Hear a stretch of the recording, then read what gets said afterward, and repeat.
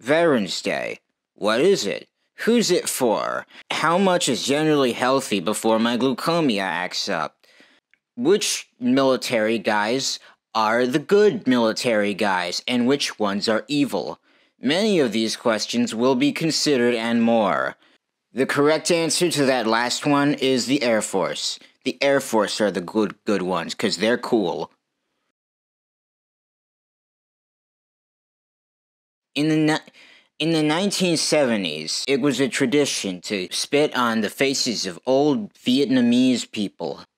Vietnam War people. This was put an end to by Ronald J. Reagan, who took all the hippies and all the freaks and all the guys and all the druggies, and he beat the ever-loving crap out of them. And also, is it a coincidence that when I went up to him and said, "Hey, Ronald Reagan, can you arrest my daughter's new ethnic boyfriend?" And he said yes. And is it a coincidence that then the Cold War ended just a decade later? Huh? Is it a coincidence? That is how he single-handedly won the Cold War, and that's how Memorial Day was created.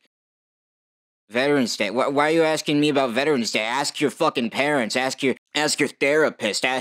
Google's free, dumbass. So Veterans Day. When people are thanking the troops, they usually go up to the troops and say, thank you for your service. But how accurate is that statement? Let's find out. There are a lot of just wars in U.S. history, such as the Pig War and the other ones. But there are also some wars where some bad things may have happened, such as the Vietnam War and cowboys versus Indians. So if all wars are not just, does it really mean that you can thank the troops? Well, consider this. Because the point of a military is not to fight wars, but to actually say, hey, we have a military. But consider this. The U.S. military is not all to protect the United States. We have a very big military, and we could just use the Coast Guard to defend the United States, and we'd beat the crap out of everyone. But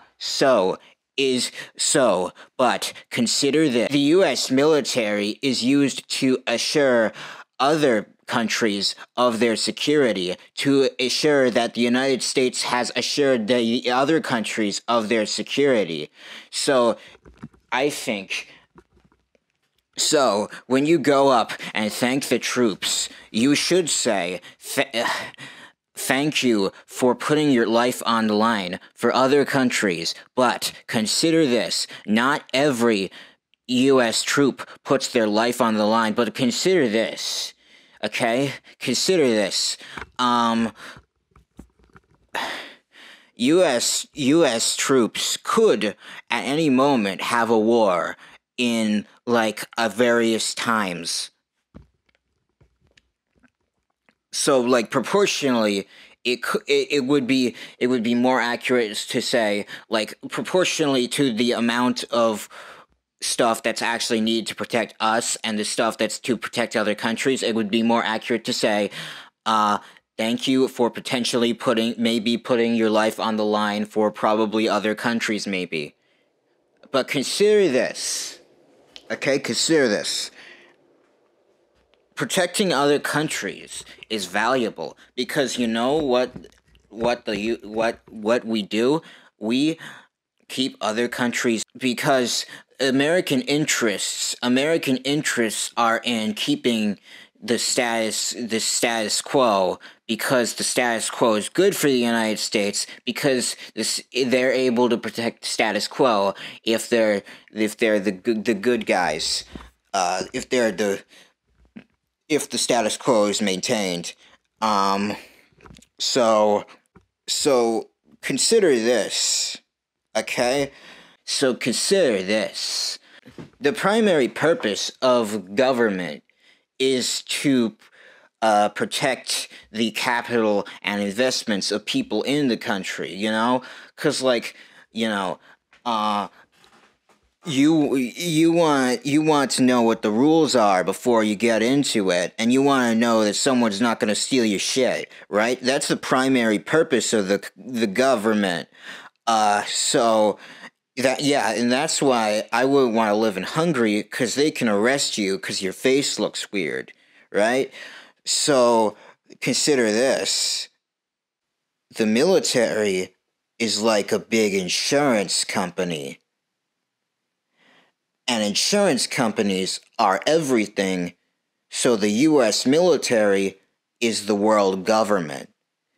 So that really highlights the importance of the military. But, consider this.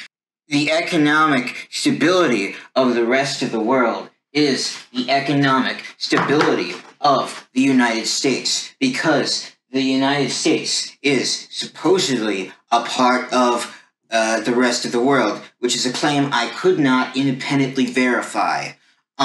So, consider this. Consider this.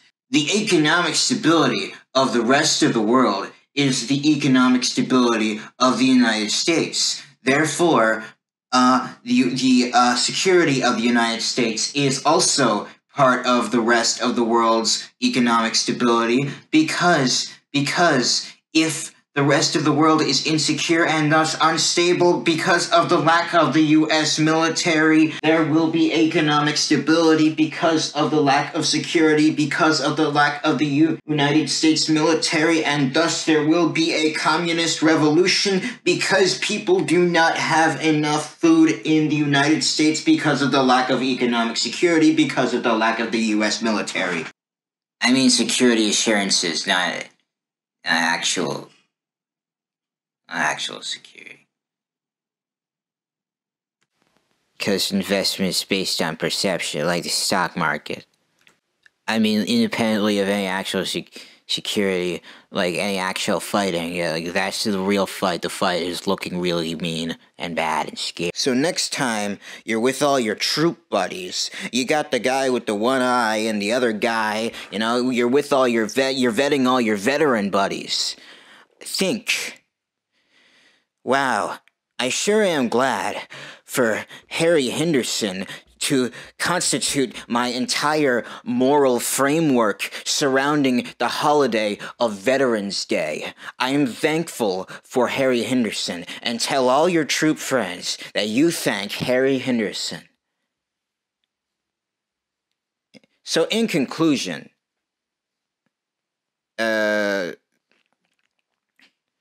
man, why is there always gotta be like a conclusion and shit? Fuck you. Thanks for watching.